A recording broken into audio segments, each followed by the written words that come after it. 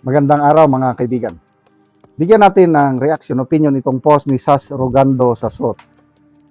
Isinare niya ang pahayag ni Congresswoman De Lima tungkol sa impeachment ni VP Sara na dito unknowingly nadulas sa bibig. Inamin niya yung tunay na motibo nila. Bakit gusto nilang ma-impeach si VP Sara?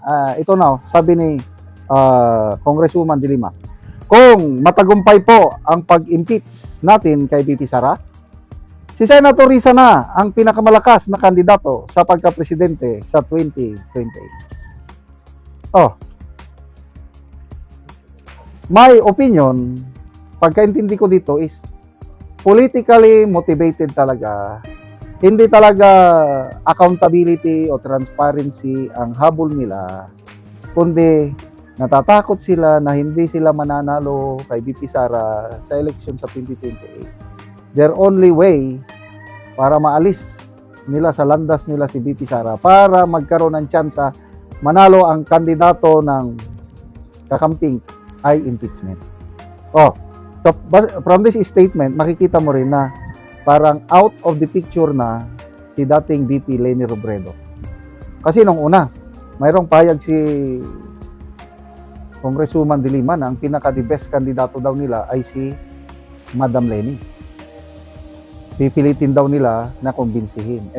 Parang totoo, nagpahayag na si Trillanes na out of the picture na talaga si Madam Leni. Ayaw niya talagang tumakbo pagka-presidente. Kaya, dalawa na lang pinagpipilian. Bam Aquino or si Risa Ontiveros. Pinakamalakas na daw. I beg to disagree. Kasi, sa mga surveys, itong pinaka-latest na survey ng yung Tangerine.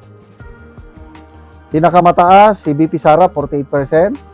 Si Madam Leni is 28%. Risa Ontiveros is nasa 3-point-something%. And then si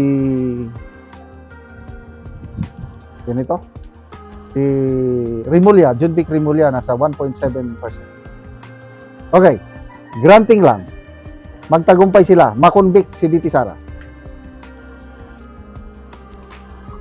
Ibig bang sabihin, walang i-endorse ni VP Sara na kandidato niya?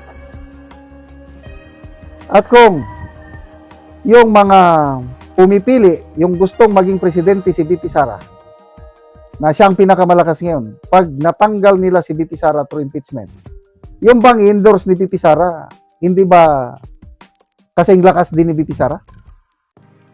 Mismo, kasama nilang dilawan, si Congressman Edgar Eresi ang nagsabi, pag magtagumpay silang ma-impeach si VP Sara, lalong magagalit ang taong bayan at kahit sinong kandidato na i-endorse ni VP Sara, mananalo pa rin. Ganon ang opinion, analysis ni Congressman Edgar Eresi na which I believe. Worst case scenario, ma-impeach nila si VP Sara.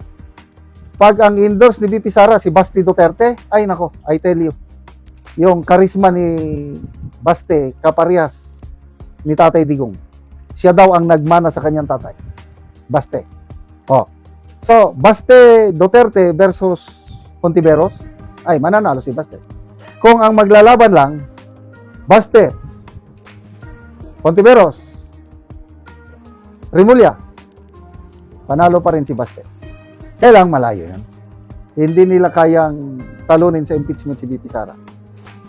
Kanina may kausap ako na active AFP officer.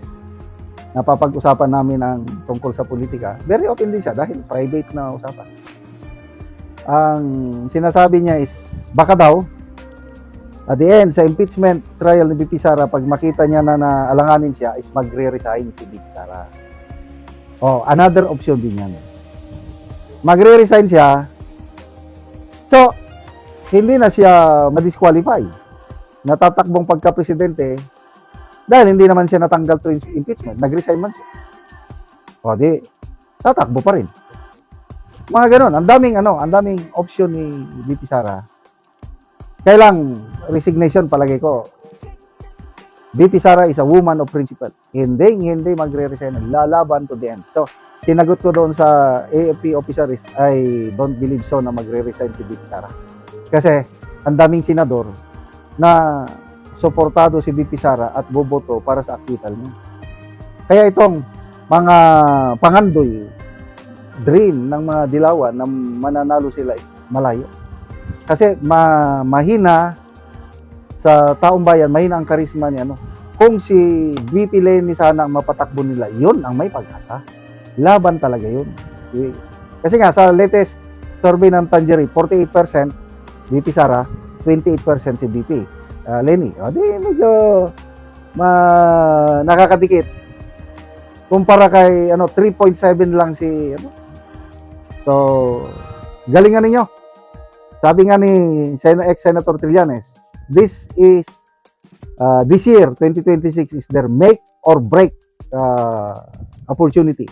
Pag hindi nila natanggal through impeachment si VP Sara this year, wala na. Hindi na nila mapigilan ang paglakas ni VP Sara hanggang manalo siya sa 2028.